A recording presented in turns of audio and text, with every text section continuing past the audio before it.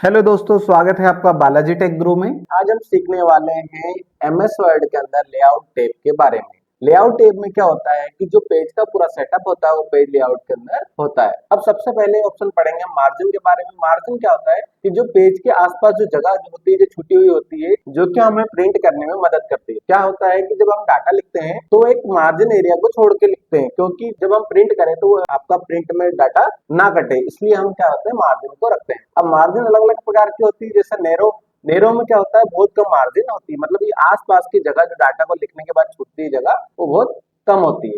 लेकिन इसी की जगह हम यूज करें कि हम नॉर्मल, तो नॉर्मल में क्या थोड़ी ज्यादा जगह रहती है। अगर हम चाहते हैं कि हमें तो कोई सी जगह छोड़ना ही नहीं, पूरे एरिया में लिखना है, तो हम मार्जिन पे ही जाकर कस्टम मार्जिन पे जाकर टॉप को भी जीरो कर देंगे, बॉटम जीरो कर देंगे, लेफ्ट और राइट को जीरो करके जैसे ही ओके करेंगे, अब पूरा मार्जिन एरिया हमारे यहाँ से हट गया। अब हम पूरे एरिया में कहीं भी कहीं से कहीं तक लिख सकते हैं। ठीक है, इस तरह से हम मार्जिन को नैरो करने के साथ हटा भी सकते हैं।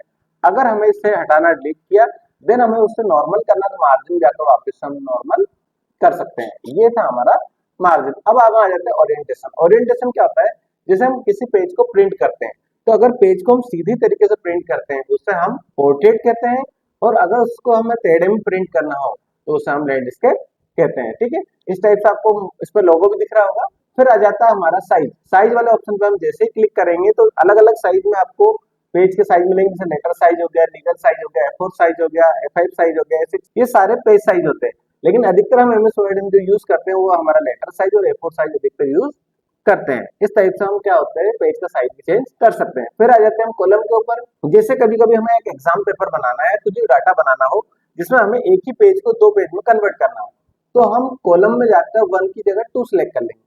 जैसे 2 सिलेक्ट करेंगे तो हमारा एक ही पेज दो पेज में कन्वर्ट हो गया। लेकिन उसके लिए हम ओरिएंटेशन में जाकर पहले लैंडस्केप कर लेंगे, जिससे पेज की चौड़ाई को बढ़ जाए। जैसे हम वही कमांड लिख देते हैं वापस। ठीक है, कमांड लिखने के बाद जैसे हमें 50 पैराग्राफ चाहिए 10-10 लाइन के, देन इसको इंटर करेंगे तो देख सकते हैं अपन एक ही पेज के ऊपर हमारे कितने पेज दिख रहे हैं, 2। तो इसी को हम बोलते हैं कॉलम। ठीक है, एक ही पेज पे दो पेज को आ जाने को हम कॉलम बोलते हैं, मतलब एक ही पेज में हम दो कॉलम बना सकते हैं। ठीक है, जिसको हम फोल्ड कर देंगे तो वो दो पेज में कन्वर्ट हो जाएगा। इस तरह से हम कॉलम का यूज कर सकते हैं। अब हम इसको वापस नॉर्मल कर लेते हैं, ओरिएंटेशन में हम पोर्ट्रेट कर लेते हैं, जो कॉलम से उसको 1 कर लेते हैं। फिर एक ऑप्शन आता है ब्रिक का। ब्रिक मतलब जैसे कि हमने यहाँ तक इस पैराग्राफ को सिलेक्ट किया है, अब नीचे के पैराग्राफ को हम चाहते हैं कि अगले पेज पे चले जाए, तो जैसे हम ब्रिक पे क्लिक करके पेज पे क्लिक करेंगे, देखो उस पैराग्राफ से ऊपर वाला पहले पेज पे आ गया, देन जो उसके नीचे था वो सेकंड पेज पे ऑटोमेटिक चला गया। इसे बोलते हैं हम पेज ब्रिक करना। एक होता है लाइन नंबर, कि जितनी भी लाइन आपके एमएस वर्ड में लिखी हुई है सबके ऊपर ऑटोमेटिक लाइन नंबर डल जाए। तो हम लाइन नंबर पे जाकर कंटिन्यूस पे क्लिक करेंगे, जैसे कंटिन्यूस पे क्लिक किया हर एक लाइन के ऊपर अपना अपना नंबर आ गया। इस तरह से हम लाइन के नंबर भी लगा सकते हैं। अगर हम चाहते हैं इसे हटाना, तो लाइन नंबर पे जाकर वापस हम नन कर देंगे, मतलब कि ये हट जाएगा। ठीक है, फिर एक और ऑप्शन आता है हाइपरनेशंस। इसका काम क्या होता है, जिस तरह से कुछ वर्ड होता है जो लास्ट में होता है, जैसे एमएस वर्ड में हम कुछ काम कर रहे हैं, लास्ट वाला वर्ड क्या था बड़ा होता है, जिसके कारण से क्या होता है वो डाटा सीधा अपने को नीचे भेज देता है। ठीक है, तो हम क्या करें कि इससे कि डाटा आधा इधर रह जाए, वो आधा नेक्स्ट लाइन में चला जाए। तो जैसे हम हाइपरनेशन जाकर ऑटोमेटिक पे जाएंगे तो देख सकते हैं जहां भी कॉलम को जगह रहेगी, जैसे यहाँ था साइड बार, लेकिन साइड और बार दोनों को अलग अलग कर दिया।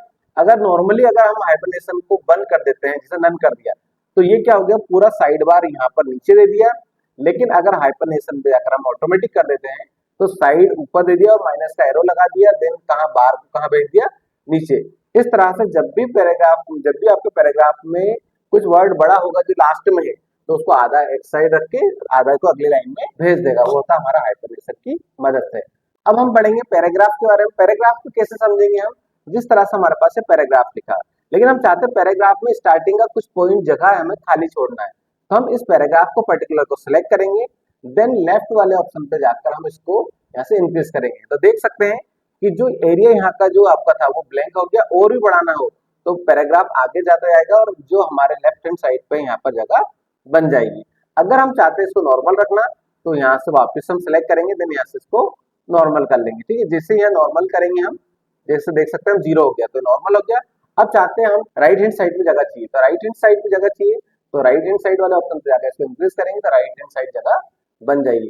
इस टाइप से, इस तरह से जगह को बनाने के लिए हम इनका यूज कर सकते हैं। इन्हें हम इंडेंट भी कहते हैं। ठीक है, अब इसको हम नॉर्मली जीरो कर दिया। ठीक है, अब आ जाते हैं हम लोग स्पेसिंग के बारे में। स्पेसिंग क्या होता है, जैसे हमने ये पैराग्राफ सिलेक्ट किया, हम चाहते हैं इस पैराग्राफ के ऊपर कुछ जगह हमें चाहिए जहां पर हमें और कुछ डाटा लिखना है, कुछ भी इमेजेस लगाना है, हेडिंग लगाना है, तो हम B4 वाले ऑप्शन पे जाकर यहाँ पर देख सकते हैं, इसको नीचे करना है तो यहाँ से अपन इसको B4 पर क्लिक किया, देखो यहाँ पर इतनी स्पेस अपनी बन गई। हम चाहते हैं इसे नॉर्मल वापस करना, तो सिलेक्ट किया, देन वहीं से इसको कम कर लेंगे, इसको हम ऑटो पे सेट कर लेंगे। ऑटो पे आ गया मतलब ऑटोमेटिक जो साइज होना चाहिए वही हो गया। आफ्टर वाले पे देखने के लिए हमें क्या करेंगे, और भी पैराग्राफ ले लेंगे। जैसे एक और पैराग्राफ हम यहाँ पर इसकी कॉपी कर लेते हैं, एक पैराग्राफ ये हो गया, कॉपी करके एक बार और हम यहाँ पर नीचे आकर पेस्ट कर देंगे। ठीक है, ये पेस्ट हो गया। अब क्या करना है हमें, जैसे इस पैराग्राफ और अगले पैराग्राफ के बीच में हमें थोड़ा सा गैप बनाना है। ठीक है, तो अपन इसको यहीं से जैसे बढ़ाएंगे, ठीक है, तो देख सकते हैं इस तरह से हम नीचे गैप को बना सकते हैं, स्पेस बना सकते हैं। वो होता है हमारा आफ्टर स्पेसिंग की मदद से। बिफोर स्पेसिंग की मदद से ऊपर की साइज गैप बनेगा और आफ्टर स्पेसिंग की मदद से नीचे बनेगा। अगर नॉर्मली रखना हमें तो हमें यहाँ से ऑटो सेलेक्ट करना पड़ेगा। ऑटो मतलब ऑटोमेटिक जितना स्पेस है उतना ही रहेगा। ये हो गया हमारा पैराग्राफ। अब हम पढ़ेंगे अरेंज के बारे में। अरेंज में क्या होता है, जो अरेंज वाला पार्ट होता है वो पूरा हम करेंगे हमारे फोटोज के, इमेजेस के ऊपर या सेप्स के ऊपर। जिस तरह से हम इंसर्ट पे जाकर सेप्स पे जाकर दो सेप्स को ड्रॉ कर लेते हैं। ठीक है, शिफ्ट के साथ किसी चीज को ड्रॉ करोगे तो बिल्कुल सर्कल प्रॉपरली बनेगी। ठीक है, जो भी चीज है वो प्रॉपर बनता है। ठीक है, इस टाइप से हमने ये चीज दो चीज ड्रॉ कर ली। ठीक है, किसी भी सेप्स को ड्रॉ करने के बाद जो भी चीजें होती है तो वापस हम लेआउट पे जाएंगे। फिर आ जाता है हमारा पोजीशन वाला ऑप्शन। इस पे जैसे क्लिक करेंगे, अगर इसको लेफ्ट साइड में रखना टॉप में तो यहाँ से रख सकते हैं, सेंटर और राइट साइड है ना, इसको मिडिल रखना मिडिल। ठीक है, इस टाइप से हम बॉटम में ले आना चाहें, पहले पेज को हम बॉटम में ले आते हैं, देन यहाँ पर बॉटम करेंगे। तो ये इस तरह से हम कहीं भी इसको ले आ सकते हैं, इस इमेज को या फिर जो भी हमने सेट लिया उसको। ठीक है, फिर आ जाता है वर्डप्रेस। वर्डप्रेस का काम क्या होता है कि जैसे हमने कुछ पैराग्राफ लिखा है, जिस तरह से हम एक पैराग्राफ में लिख लेते हैं, जैसे बराबर एरएनडी ब्रैकेट ऑन ब्रैकेट ऑफ। ठीक है, ये ऑप्शन लिया। अब क्या कर सकते हैं हम, जो आप शेप्स देख सकते हैं, शेप्स कहाँ जा रहे हैं, ऊपर टेक्स्ट के ऊपर, इसे बोलते हैं हम इन फ्रंट ऑफ टेक्स्ट। अगर हमें चाहते हैं कि शेप्स को इस टेक्स्ट के पीछे ले जाना है तो वर्डप्रेस पे अगर हम कर देंगे बिहाइंड टेक्स्ट। जैसे बिहाइंड टेक्स्ट करेंगे देख सकते हैं अपन कि टेक्स्ट कहाँ चला गया, टेक्स्ट जो लिखा हुआ उसके पीछे शेप्स आपका चला गया। अब हमें क्या करना है, हमें ऐसा करना है कि जहां भी हमारा बॉक्स रहे वो लिखा हुआ जगह ऑटोमेटिक एडजस्ट हो जाए और हमारा शेप भी हम प्रॉपरली वहां पर बना सके। उसके लिए हम टेक्स्ट रैपिंग में जाएंगे, देन स्क्वायर वाले ऑप्शन को सिलेक्ट करेंगे। स्क्वायरिंग का मतलब हो गया जहां भी हम शेप्स को ले जाएंगे वहां का डाटा जो लिखा हुआ टेक्स्ट है वो ऑटोमेटिक एडजस्ट हो जाएगा और उस शेप के लिए वहां पर जगह दे देगा। ये होता है हमारा टेक्स्ट रैपिंग। अब हम पढ़ेंगे फॉरवर्ड और बैकवर्ड के बारे में। ठीक है, इससे पहले हम वापस से इंसर्ट पे जाकर शेप्स पे जाकर दो चीज कुछ भी ड्रॉ कर लेंगे। ठीक है, जैसे हमने एक सर्कल ड्रॉ कर लिया, देन एक रेक्टेंगल सर्च कर लिया। ठीक है, इस टाइप की दो चीज सर्च कर ली। अब इनको बनाने के बाद में क्या करेंगे, हम लोग वापस लेआउट पे जाएंगे, देन ब्रिंग टू ऊपर। अब दोनों चीजें हैं, तो जो अपना स्क्वायरिंग वाला वो ऊपर जा रहा है, लेकिन हम चाहते हैं इसको पीछे की साइड भेजना है, तो सेंड बैकवर्ड। जैसे सेंड बैकवर्ड किया, देखो ये पीछे की साइड चला गया। अब ये वाला एरो दिख रहा है ये ऊपर है, अब हम चाहते हैं इसको कि इसको जैसे वापस बाहर लाना है, ऊपर लाना है, तो जैसे हम ब्रिंग फॉरवर्ड करते हैं तो ऊपर आ जाता है। इस तरह से किसी भी शेप को एक दूसरे के ऊपर से भेज सकते हैं। जैसे इसको फ्रंट में लाना है तो फॉरवर्ड कर दिया, बैक ले जाना तो बैकवर्ड कर दिया। इस तरह से जिसको सिलेक्ट करोगे उसको फॉरवर्ड बैकवर्ड कर सकते हैं।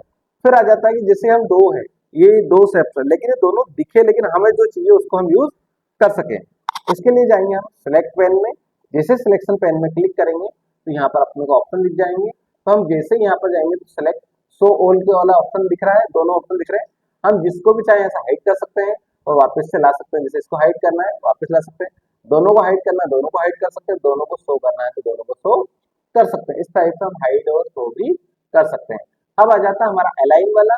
अलाइन का मतलब होता है कि इसको कैसे जमाना है। जैसे कि हमें इसको अलाइन सेंटर करना है तो अलाइन सेंटर करेंगे तो देखो सेंटर में आ गया, और इसको हम करेंगे मिडिल तो मिडिल में करोगे तो मिडिल में आ गया।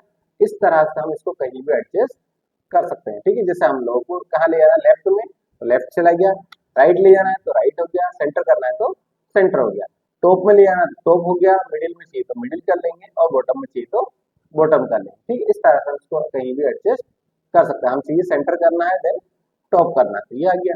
अब इसके बाद आता है हमारा ग्रुपिंग वाला। ग्रुपिंग जब होगा, देखो नॉर्मली ग्रुपिंग ऑप्शन शो नहीं हो रहा है, जब तक हम कंट्रोल के साथ किसी दूसरे स्टेप्स को सिलेक्ट ना कर ले, किसी दो चीजों को सिलेक्ट नहीं करेंगे जब तक ग्रुपिंग वाला ऑप्शन नहीं होगा।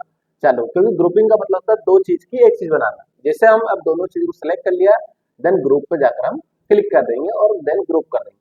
अब ग्रुपिंग होने के बाद क्या हो गया, दोनों स्टेप एक साथ चलेंगे, एक स्टेप में कन्वर्ट हो गए। अब चाहते हैं हम लोगों इन लोगों को अलग अलग करना है स्टेप्स को, तो हम वापस से ग्रुप में जाकर अनग्रुप भी कर सकते हैं। अनग्रुप करने के बाद ये दोनों अलग अलग हो गए, इनको अब हम इधर उधर कहीं भी एडजस्ट कर सकते हैं। फिर आ गया रोटेट वाला ऑप्शन, जैसे कि हम दोनों को साथ में रखा हमने, देन कंट्रोल के साथ सेलेक्ट किया, देन यहाँ से कर लिया ग्रुप। अब हम चाहते हैं इसको रोटेट करना, तो इसको क्लिक करेंगे, देन रोटेट में जाकर हम इसे अलग अलग डायरेक्शन में रोटेट कर सकते हैं। ठीक है, ये हो गया हमारा रोटेट वाला ऑप्शन। इसी तरह की और भी वीडियोस देखने के लिए हमारा चैनल बालाजी टेक ग्रुप को सब्सक्राइब कीजिए और बेल आइकन दबाना ना भूलिए।